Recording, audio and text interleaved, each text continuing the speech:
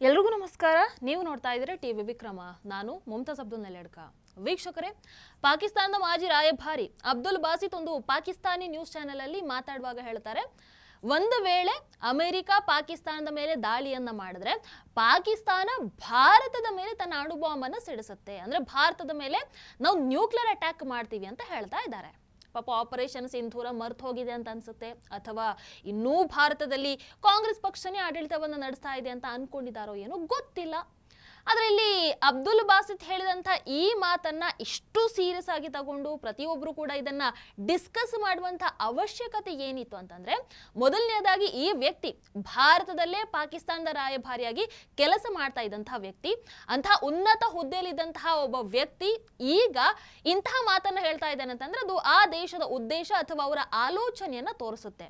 ಆದ್ರೆ ಇಲ್ಲಿ ನಿಜ ಏನಪ್ಪಾ ಅಂತಂದ್ರೆ, ಪಾಕಿಸ್ತಾನಕ್ಕೂ ಕೂಡ ಗೊತ್ತಿದೆ ಭಾರತದ ಶಕ್ತಿಯನ್ನ ಎದುರಿಸುವಷ್ಟು ಸಾಮರ್ಥ್ಯ ನಮ್ಮ ಹತ್ರ ಇಲ್ಲ. ಯಾಕಂದ್ರೆ ಅವರು ಒಂದು ವೇಳೆ ಅಣ್ವಸ್ತ್ರದ ಯೋಚನೆಯನ್ನ ಮಾಡಿದ್ರು ಕೂಡ ಭಾರತದ ಬ್ರಹ್ಮೋಸ್ ಮಿಸೈಲ್ಗಳಿಗೆ ಉತ್ತರವನ್ನ ಕೊಡೋದಕ್ಕೆ ಜಾಸ್ತಿ ಟೈಮ್ ಏನು ಬೇಕಾಗಿಲ್ಲ. ಆಮೇಲೆ ಮೋದಿಜಿ ಅವರು ಕೂಡ ಒಂದು ಬಾರಿ ಭಾಷಣದಲ್ಲಿ ಹೇಳಿದ್ದಾರೆ, ಉನ್ಕೆ ಪಾಸ್ ನ್ಯೂಕ್ಲಿಯರ್ ಹೇತೋ ಹಮ್ನೆ ಕ್ಯಾ ದಿವಾಲಿ ಕೇಲಿಯ ರಖಾ ಹೇ ಕ್ಯಾ. ಅವ್ರ ಹತ್ರ ಅಣು ಬಾಂಬ್ ಇದ್ರೆ ಏನಂತೆ, ನಮ್ಮ ಹತ್ರ ಇರೋದು ನಾವೇನು ದೀಪಾವಳಿಗೆ ಪಟಾಕಿ ಹಚ್ಕೊಳ್ಳೋದಕ್ಕೆ ಇಟ್ಕೊಂಡಿದೀವಾ? ಹಾಗಾಗಿ ಅವ್ರು ಹೇಳಿರುವಷ್ಟು ಸುಲಭ ಅಂತೂ ಏನಿಲ್ಲ ಭಾರತವನ್ನ ಎದುರಿಸೋದಕ್ಕೆ. ಇನ್ನು ಇತ್ತೀಚೆಗೆ ಅಮೆರಿಕದ ನಾಯಕಿ ತುಳಸಿ ಗ್ಯಾಬರ್ಡ್ ಪಾಕಿಸ್ತಾನವನ್ನು ಒಂದು ಅಪಾಯಕಾರಿ ದೇಶ ಅಂತ ಬೇರೆ ಕರೀತಾರೆ. However, the intelligence community assesses that Russia, China, North Korea, Iran, and Pakistan have been researching and developing an array of novel, advanced, or traditional missile delivery systems with nuclear and conventional payloads that put our homeland within range. ಅಂದ್ರೆ ಜಗತ್ತಿನ ಅನೇಕ ರಾಷ್ಟ್ರಗಳಿಗೆ ಕೂಡ ಇವತ್ತು ಪಾಕಿಸ್ತಾನದ ಈ ಒಂದು ಅಪಾಯಕಾರಿ ಮನಸ್ಥಿತಿ ಏನನ್ನುವಂಥದ್ದು ಸ್ಪಷ್ಟವಾಗಿ ಅರ್ಥ ಆಗ್ತಾ ಇದೆ. ಪಾಕಿಸ್ತಾನ ಬಹಳ ಸಮಯದಿಂದ ತನ್ನ ಪರಮಾಣು ತಂತ್ರಜ್ಞಾನವನ್ನ ಬೇರೆ ಬೇರೆ ದೇಶಗಳಿಗೆ ಮಾರೋದಕ್ಕೆ ಕೂಡ ಪ್ರಯತ್ನಿಸ್ತಾ ಬಂದಿದೆ ಅನ್ನುವಂಥ ಆರೋಪ ಇತ್ತು. ದುರಂಧರ ಸಿನಿಮಾದ ಕ್ಲೈಮ್ಯಾಕ್ಸ್ ನೋಡಿದವರಿಗೆ ನೆನಪಿರಬಹುದು, ಪಾಕಿಸ್ತಾನದ ಒಬ್ಬ ದೊಡ್ಡ ಅಧಿಕಾರಿ ಹಣಕ್ಕೋಸ್ಕರ ತನ್ನ ದೇಶದ ಪರಮಾಣು ರಹಸ್ಯಗಳನ್ನ ಇಸ್ರೇಲ್ಗೆ ಮಾರೋದಕ್ಕೆ ಹೆಂಗೆ ರೆಡಿ ಆಗಿರ್ತಾನೆ ಅಂತ. ಹಾಗಂತ ಇದೇನು ಕೇವಲ ಸಿನಿಮಾದ ದೃಶ್ಯ ಅಂತ ಅಂದುಕೊಳ್ಬೇಡಿ, ಇದಕ್ಕೆ ಸಂಬಂಧಪಟ್ಟಂತ ಒಂದಷ್ಟು ನಿಜವಾದ ಘಟನೆಗಳು ಕೂಡ ನಡೆದಿರುವಂತ ಆರೋಪ ಇದೆ. ಫಾರ್ ಎಕ್ಸಾಂಪಲ್, ಪಾಕಿಸ್ತಾನನೇ ನಾರ್ತ್ ಕೊರಿಯಾ ದೇಶಕ್ಕೆ ಪರಮಾಣು ಬಾಂಬ್ ನಿರ್ಮಾಣ ಮಾಡೋದಕ್ಕೆ ಸಹಾಯವನ್ನ ಮಾಡಿದೆ ಅಂಡ್ ಅದರ ಬದಲಿಗೆ ಭಾರಿ ಪ್ರಮಾಣದ ಹಣವನ್ನು ಕೂಡ ಪಡ್ಕೊಂಡಿದೆ ಅನ್ನೋ ಆರೋಪ ಇದೆ. ಹಾಗಾಗಿ ಈಗ ಪಾಕಿಸ್ತಾನದವರಿಗಿರುವಂತಹ ಭಯ ಏನಪ್ಪಾ ಅಂತಂದ್ರೆ, ಅವರಿಗೆ ಗೊತ್ತು ಇರಾನ್ ನಂತರ ಇಸ್ರೇಲಿನ ಮುಂದಿನ ಗುರಿ ಇಟ್ ಈಸ್ ನನ್ ಅದರ್ ದ್ಯಾನ್ ಪಾಕಿಸ್ತಾನ ಹಾಗೂ ಪಾಕಿಸ್ತಾನದ ಪರಮಾಣು ಶಸ್ತ್ರಾಸ್ತ್ರ. ನೆತನ್ಯಾಹು ಒಂದು ಇಂಟರ್ವ್ಯೂ ಅಲ್ಲಿ ಓಪನ್ ಆಗಿ ಹೇಳ್ಬಿಟ್ಟಿದ್ದಾರೆ, ಇಸ್ರೇಲ್ ಯಾವ ಪರಿಸ್ಥಿತಿಯಲ್ಲೂ ಕೂಡ ತನ್ನ ಶತ್ರು ರಾಷ್ಟ್ರಗಳಿಗೆ ಅಣುವಸ್ತ್ರ ಸಾಮರ್ಥ್ಯ ಸಿಗದ ಹಾಗೆ ನೋಡ್ಕೊಳ್ಳುತ್ತೆ. ಹಾಗಾಗಿ ಪಾಕಿಸ್ತಾನ ಇನ್ನೂ ಒಂದು ಸ್ಟೆಪ್ ಮುಂದೆ ಹೋಗಿ ಇಸ್ರೇಲ್ ವಿರೋಧಿ ರಾಷ್ಟ್ರಗಳಿಗೆ ಅಣು ತಂತ್ರಜ್ಞಾನವನ್ನು ನೀಡುವಂತಹ ಸಾಧ್ಯತೆ ಇದ್ರೂ ಕೂಡ, ಆ ಪ್ರಯತ್ನವನ್ನ ಪಟ್ಟರೂ ಕೂಡ ಇಸ್ರೇಲ್ ಸಂಪೂರ್ಣವಾಗಿ ಆ ರಸ್ತೆಯನ್ನು ಮುಚ್ಚುವಂತಹ ಪ್ರಯತ್ನವನ್ನ ಮಾಡುತ್ತೆ. ಇದೇ ಕಾರಣಕ್ಕೆ ಈಗ ಪಾಕಿಸ್ತಾನ ಭಯದಲ್ಲಿ ಅಮೆರಿಕ ಹಾಗೆ ಇಸ್ರೇಲ್ ಸೇರಿ ಯಾವಾಗ ಬೇಕಾದ್ರೂ ಪಾಕಿಸ್ತಾನದ ಮೇಲೆ ದಾಳಿಯನ್ನ ಮಾಡಬಹುದು. ಹಾಗಾಗಿ ಆ ಆತಂಕ ಇರೋದ್ರಿಂದ ಪಾಕಿಸ್ತಾನ ಹೇಳ್ತಾ ಇದೆ, ಭಾರತಕ್ಕೆ ಪರಮಾಣು ದಾಳಿಯನ್ನ ಮಾಡ್ತೀವಿ, ಆ ದಾಳಿಯ ಬೆದರಿಕೆಯನ್ನ ಭಾರತದ ಮೇಲೆ ಹಾಕ್ತಾ ಇದೆ.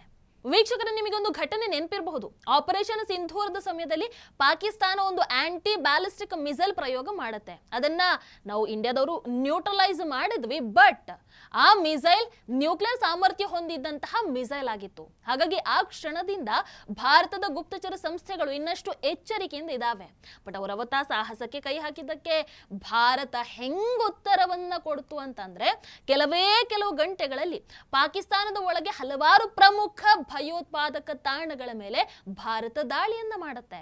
ಅವರ 11 ಏರ್ ಬೇಸ್ಗಳು ಸಂಪೂರ್ಣ ನಾಶ ಆಗತ್ವೆ. ನಾವು ನಾಶ ಮಾಡಿ ಬಂದ್ವಿ. ಇವತ್ತಿಗೂ ಕೂಡ ಅವರು ಆ ಏರ್ ಬೇಸ್ ಗಳನ್ನ ಸರಿಪಡಿಸೋ ಕೆಲಸದಲ್ಲಿ ಇದ್ದಾರೆ. ಚೇತರಿಸ್ಕೊಳ್ಳೋದಕ್ಕೆ ಒಂದು ಸ್ವಲ್ಪ ಸಮಯ ಬೇಕಾಗತ್ತೆ ಬಿಡಿ. ಅಂದ್ರೆ ಆಪರೇಷನ್ ಸಿಂಧೂರ್ ಆಗಿ ಇನ್ನೇನು 1 ವರ್ಷ ಆಗ್ತಾ ಬಂದಿದ್ರು, ಅದರ ಪರಿಣಾಮವನ್ನ ಇನ್ನೂ ಈ ಕ್ಷಣಕ್ಕೂ ಪಾಕಿಸ್ತಾನ ಅನುಭವಿಸ್ತಾನೆ ಇದೆ. ಅದರ ಮಧ್ಯದಲ್ಲಿ ಈ ದುರಂಧರ್ ಸಿನಿಮಾ ಬೇರೆ ಬಂದಿದೆ, ಅದು ಇನ್ನೊಂದು ಭಯವನ್ನ ಬೇರೆ ಪಾಕಿಸ್ತಾನಕ್ಕೆ ತಂದಿದೆ. ಏನು, ರಸ್ತೆಯಲ್ಲಿ ಭಾರತದ ಸ್ಪೈಗಳು ಇದ್ದಾರಾ ಅಂತ ಹುಡುಕೋದೇ ಕೆಲಸ ಆಗ್ಬಿಟ್ಟಿದವರಿಗೀಗ.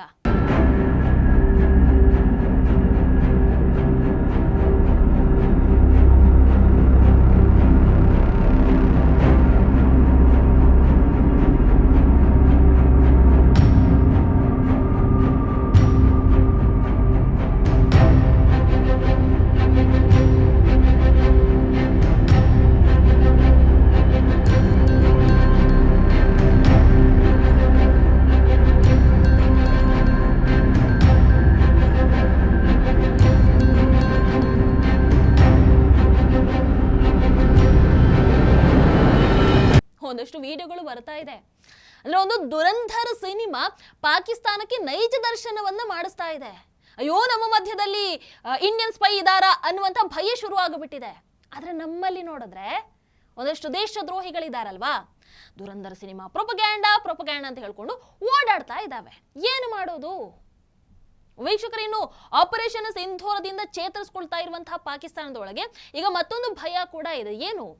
ಅವರ ನ್ಯೂಕ್ಲಿಯರ್ ಪ್ರೋಗ್ರಾಮ್ಗೆ ಏನಾದ್ರೂ ಒಂಚೂರಾದ್ರೂ ಹಾನಿ ಆದ್ರೆ ದೇಶದೊಳಗೆ ದೊಡ್ಡ ಸಮಸ್ಯೆ ಆಗಬಹುದು. ಯಾಕಂತಂದ್ರೆ ಪಾಕಿಸ್ತಾನದವರು ನಮ್ಮ ಹತ್ರ ಇಸ್ಲಾಮಿಕ್ ಬಾಂಬ್ ಇದೆ ಅಂತ ಹೆಮ್ಮೆ ಪಡ್ತಾರೆ. ಅಂದ್ರೆ ಅಣು ಬಾಂಬ್ ಹೊಂದಿರುವಂತಹ ಏಕೈಕ ಇಸ್ಲಾಮಿಕ್ ದೇಶ ನಾವು ಅಂತ.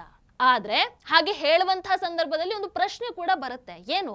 ಪಾಕಿಸ್ತಾನದ ಹತ್ರ ಈ ಅಣುಶಸ್ತ್ರಗಳನ್ನ ಪರಿಣಾಮಕಾರಿಯಾಗಿ ಬಳಸುವಷ್ಟು ತಂತ್ರಜ್ಞಾನ ಇದೆಯಾ?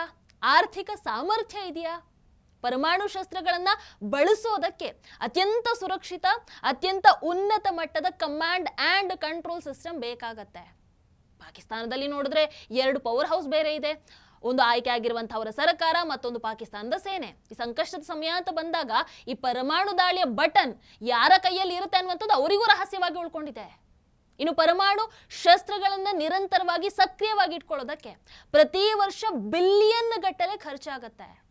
ಆದ್ರೆ ಪಾಕಿಸ್ತಾನದ ಆರ್ಥಿಕ ಸ್ಥಿತಿಯನ್ನು ನೋಡಿದ್ರೆ GDP ಬೆಳವಣಿಗೆ 2% ಕಮ್ಮಿ ಇದೆ. ವಿದೇಶಿ ವಿನಿಮಯ ಸಂಗ್ರಹ ಅತೀ ಕಡಿಮೆ ಮಟ್ಟಕ್ಕೆ ಇಳಿದಿದೆ. ಯಾವಾಗ್ಲೂ ಭಿಕ್ಷೆ ಪಾತ್ರೆ ಹಿಡ್ಕೊಂಡು ಓಡಾಡ್ತಾ ಇರ್ತಾರೆ. ಸೊ ಇಂತಹ ಪರಿಸ್ಥಿತಿಯಲ್ಲಿ ಅಣುಶಸ್ತ್ರಗಳ ಸುರಕ್ಷತೆ, ಅಭಿವೃದ್ಧಿ ಪಾಕಿಸ್ತಾನದ ಮಟ್ಟಿಗೆ ದೊಡ್ಡ ಪ್ರಶ್ನೆಯಾಗಿ ಕಾಣಿಸುತ್ತೆ. ಪಾಕಿಸ್ತಾನದ ಹತ್ರ ಮಿಸೈಲ್ ಏನೋ ಇರಬಹುದು ಅಥವಾ ಏನು ಬೇಕಾದ್ರೂ ಇರಬಹುದು, ಆದ್ರೆ ಭಾರತದ ಹತ್ರ S-400 ಅಂತಹ ಅತ್ಯಾಧುನಿಕ ರಕ್ಷಣಾ ವ್ಯವಸ್ಥೆಗಳಿವೆ. ಅಂದ್ರೆ ಬೈ ಚಾನ್ಸ್ ಪಾಕಿಸ್ತಾನ ಅಣುಬಾಂಬ್ ಬಳಕೆ ಮಾಡುವಂತಹ ಪ್ರಯತ್ನವನ್ನ ಮಾಡಿದ್ರು ಅದನ್ನ ನ್ಯೂಟ್ರಲೈಸ್ ಮಾಡುವಂತಹ, ನಾಶ ಮಾಡುವಂತಹ ಎಲ್ಲಾ ಡಿಫೆನ್ಸ್ ಸಿಸ್ಟಮ್ ನಮ್ಮ ಹತ್ರ ಇದೆ. ವೀಕ್ಷಕರೇ, ಆದ್ರೂ ನನಗೀಗ ಉಳ್ಕೊಂಡಿರುವಂತಹ ಪ್ರಶ್ನೆ, ಪಾಕಿಸ್ತಾನ ನಿಜವಾಗ್ಲೂ ಸೀರಿಯಸ್ಲಿ ಅಣುಬಾಂಬ್ ಬಳಸುವಂತಹ ಧೈರ್ಯವನ್ನ ಮಾಡ್ತಾರಾ? ಅಂಡ್ ಇದಕ್ಕೆ ಉತ್ತರ ಕೇವಲ ಅವರ ಮಿಸೈಲ್ ಸಾಮರ್ಥ್ಯದಲ್ಲಿ ಇಲ್ಲ. ಅವರು ಆ ಧೈರ್ಯವನ್ನ ಮಾಡಿದ ನಂತರ ಸ್ಟಾರ್ಟ್ ಆಗತ್ತಲ್ವಾ ನಮ್ಮ ಪ್ರತಿದಾಳಿ ಭಾರತದವರದು, ಅದನ್ನ ಎದುರಿಸುವಂತಹ ಸಾಮರ್ಥ್ಯದಲ್ಲಿ ಇರುವಂಥದ್ದು. ಬಟ್ ಅವರಿಗೆ ಆ ಸಾಮರ್ಥ್ಯ ಇದೆಯಾ? ವಿಶ್ಲೇಷಕರು ನೋಡಿದ್ರೆ ಪಾಕಿಸ್ತಾನದ ಹತ್ರ ಅಂತಹ ಯಾವ ಸಾಮರ್ಥ್ಯ ಕೂಡ ಇಲ್ಲ, ಶೂನ್ಯ ಅಂತ ಹೇಳ್ತಾರೆ. ಆಮೇಲೆ ಇಲ್ಲಿ ಇನ್ನೊಂದು ಕುತೂಹಲಕಾರಿ ಮಾತು ಕೂಡ ಕೇಳಿ ಬರ್ತಾ ಇದೆ. ಏನಪ್ಪಾ ಅಂತಂದ್ರೆ, ಪಾಕಿಸ್ತಾನದ ನ್ಯೂಕ್ಲಿಯರ್ ಪ್ರೋಗ್ರಾಮ್ಗೆ ಸೌದಿ ಅರೇಬಿಯಾ ಹಣಕಾಸು ನೆರವನ್ನ ನೀಡಿದೆ. ಯಾವಾಗ 1970-80ರ ದಶಕದಲ್ಲಿ ಸೌದಿ ಅರೇಬಿಯಾ ಪಾಕಿಸ್ತಾನಕ್ಕೆ ದೊಡ್ಡ ಪ್ರಮಾಣದ ಹಣಕಾಸು ಸಹಾಯವನ್ನ ಮಾಡಿದೆ. ಕೆಲವರು ಇದನ್ನ ನ್ಯೂಕ್ಲಿಯರ್ ಪ್ರೋಗ್ರಾಮ್ಗೆ ಮಾಡಿದಂತಹ ಸೀಕ್ರೆಟ್ ಹೂಡಿಕೆ ಅಂತ ಕೂಡ ಹೇಳ್ತಾರೆ. 2013ರಲ್ಲಿ BBC ವರದಿ ಆಗಿರಬಹುದು, ಆಮೇಲೆ ಒಂದಷ್ಟು ಅಮೆರಿಕದ ಗುಪ್ತಚರ ಅಧಿಕಾರಿಗಳು ಕೂಡ ಹೇಳಿರುವಂಥದ್ದು ಇದನ್ನೇ. ಪಾಕಿಸ್ತಾನ ಅದೇ ರೀತಿ ಸೌದಿ ಅರೇಬಿಯಾ ಮಧ್ಯ ಒಂದು ರಹಸ್ಯ ಒಪ್ಪಂದ ಆಗಿರ್ಬೋದು. ಅದರ ಪ್ರಕಾರ ಒಂದು ವೇಳೆ ಇರಾನ್ ಪರಮಾಣು ಅಸ್ತ್ರಗಳನ್ನ ಪಡ್ಕೊಂಡ್ರೆ ಪಾಕಿಸ್ತಾನ ತಕ್ಷಣ ಸೌದಿ ಅರೇಬಿಯಾಗೆ ಅಣು ಅಸ್ತ್ರ ಅಥವಾ ತಂತ್ರಜ್ಞಾನವನ್ನ ಒದಗಿಸಬಹುದು. ಆದರೆ ಪಾಕಿಸ್ತಾನ ಇದನ್ನ ತಮ್ಮ ಸಾರ್ವಭೌಮತ್ವದ ಭಾಗ ಅಂತ ಹೇಳಿ ನಿರಾಕರಿಸುತ್ತೆ. ಇನ್ನು ಸೌದಿ ಅರೇಬಿಯಾ ಕೂಡ ಅಷ್ಟೇ NPT ಒಪ್ಪಂದವನ್ನ ಪಾಲಿಸ್ತೀವಿ ಅಂತ ಹೇಳುತ್ತೆ. ಆದರೂ ಮಧ್ಯಪ್ರಾಚ್ಯದಲ್ಲಿ ಇರಾನ್ ಪ್ರಭಾವ ಹೆಚ್ಚುತ್ತಾ ಇರುವಂತಹ ಹಿನ್ನೆಲೆಯಲ್ಲಿ ಈ ರೀತಿಯ ಸಹಕಾರ ಸಾಧ್ಯತೆಯನ್ನ ಜಾಗತಿಕ ತಂತ್ರಜ್ಞರು ಸಂಪೂರ್ಣವಾಗಿ ತಳ್ಳಿ ಹಾಕೋದಕ್ಕೂ ಕೂಡ ರೆಡಿ ಇಲ್ಲ. ಅದೇ ಕಾರಣಕ್ಕೆ ಕೆಲವರು ಹೇಳೋದು, ಸೌದಿ ಅರೇಬಿಯಾ ಅನುಮತಿ ಇಲ್ಲದೆ ಪಾಕಿಸ್ತಾನ ತನ್ನ ಅಣು ಬಾಂಬ್ ಅನ್ನ ಬಳಸೋದಕ್ಕೆ ಆಗಲ್ಲ. ಹಲವಾರು ವರ್ಷಗಳ ಕಾಲ ಪಾಕಿಸ್ತಾನ ಈ ಪರಮಾಣು ಯುದ್ಧದ ಭಯವನ್ನ ತೋರಿಸ್ತು. ಆ ಮೂಲಕ ಜಗತ್ತಿಂದ ಎಲ್ಲಾ ಸೌಲಭ್ಯಗಳನ್ನು ಪಡಿತಾ ಇತ್ತು. ಈ ಕಾಶ್ಮೀರದ ವಿಚಾರ ಬಂದಾಗ ಆಗಿರಬಹುದು ಅಥವಾ ಭಾರತ ಕಠಿಣ ಕ್ರಮವನ್ನ ತೆಗೆದುಕೊಂಡಾಗ ಆಗಿರಬಹುದು, ಪಾಕಿಸ್ತಾನ ಅಣು ದಾಳಿಯ ಬೆದರಿಕೆಯನ್ನ ಮುಂದೆ ಇಡ್ತಾ ಇತ್ತು. ಆದ್ರೆ ಈಗ ಮೋದಿಜಿ ಬಂದ ಮೇಲೆ ಆ ಯಾವ ತಂತ್ರ ಕೂಡ ಕೆಲಸವನ್ನ ಮಾಡ್ತಾ ಇಲ್ಲ. 2016ರ ಸರ್ಜಿಕಲ್ ಸ್ಟ್ರೈಕ್ ಆಗಿರಬಹುದು, 2019ರ ಬಾಲಾಕೋಟ್ ಏರ್ ಸ್ಟ್ರೈಕ್ ಆಗಿರಬಹುದು. ಸೊ ಇವೆಲ್ಲದರ ನಂತರ ಪಾಕಿಸ್ತಾನದ ಅಣು ಬೆದರಿಕೆಯ ಪರಿಣಾಮ ಸಂಪೂರ್ಣವಾಗಿ ಕಡಿಮೆ ಆಗಿಬಿಟ್ಟಿದೆ. ಈಗ ಭಾರತ ಜಗತ್ತಿಗೆ ತೋರಿಸ್ಕೊಟ್ಟಿದೆ, ಅಣು ರಕ್ಷಣೆಯ ಹಿಂದೆ ಕೂತ್ಕೊಂಡು ಭಯೋತ್ಪಾದನೆ ನಡೆಸೋರನ್ನ ಅವರ ಮನೆಯೊಳಗೇ ನುಗ್ಗಿ ಹೊಡಿಬಹುದು. ಅದಕ್ಕೆ ಬೆಸ್ಟ್ ಎಕ್ಸಾಂಪಲ್ ಅನ್ನು ನಾವು ಆಪರೇಷನ್ ಸಿಂಧೂರದಲ್ಲಿ ಸೆಟ್ ಮಾಡಿ ಇಟ್ಟಿದ್ದೇವೆ. ಇನ್ನಿವತ್ತು ಪಾಕಿಸ್ತಾನ ಚೈನಾ ಅದೇ ರೀತಿ IMF ಸಾಲದ ಮೇಲೆ ನಿಂತ್ಕೊಂಡಿದೆ. ಹಾಗಾಗಿ ಒಂದು ತಪ್ಪು ಹೆಜ್ಜೆಯನ್ನ ಇಟ್ಟರೂ ಕೂಡ ಪೂರ್ಣ ಆರ್ಥಿಕ ವ್ಯವಸ್ಥೆನೇ ಕುಸಿದು ಹೋಗುತ್ತೆ. ಇದರ ಮಧ್ಯ ಈ ಅಬ್ದುಲ್ ಬಾಸಿತ್ ತರದವರ ಹೇಳಿಕೆಗಳಿದೆಯಲ್ವಾ, ಇದು ಒಂದು ವಿಚಾರವನ್ನ ಮಾತ್ರ ಸ್ಪಷ್ಟಪಡಿಸುತ್ತೆ. ಪಾಕಿಸ್ತಾನ ಇನ್ನೂ ಕೂಡ ಅದೇ ಹಳೆಯ ಮನಸ್ಥಿತಿಯಲ್ಲಿ, ಅದೇ ಭ್ರಮೆಯಲ್ಲಿ ಬದುಕ್ತಾ ಇದೆ. ಪಾಕಿಸ್ತಾನ ಹೇಳಿದ್ರೆ ನಡೆಯುತ್ತೆ ಅಂತ. ಪಾಕಿಸ್ತಾನದ ಈ ಪರಮಾಣು ಬಾಂಬ್ ಬೆದರಿಕೆ ಅದ್ಯಾವ ಸಮಸ್ಯೆಗೂ ಕೂಡ ಪರಿಹಾರ ಅಲ್ಲ. ಅದು ಅವರೇ ಸಂಪೂರ್ಣ ವಿನಾಶಕ್ಕೆ ಆಹ್ವಾನ ಕೊಟ್ಟ ಹಾಗೆ ಅನ್ನುವಂಥದ್ದು ಅವ್ರಿಗೆ ಇನ್ನೂ ಅರ್ಥ ಆಗ್ತಾ ಇಲ್ಲ. ಬಟ್ ಪಾಕಿಸ್ತಾನ ಅರ್ಥ ಮಾಡ್ಕೊಳ್ಬೇಕಾಗತ್ತೆ. ಅರ್ಥ ಮಾಡಿಕೊಳ್ಳದೆ ಇದ್ದರೆ ಆಮೇಲೆ ನಾವಿಲ್ವೇ, ಭಾರತ ಅದನ್ನ ಸ್ಪಷ್ಟವಾಗಿ ಅರ್ಥ ಮಾಡಿಸುತ್ತೆ ಅಷ್ಟೇ.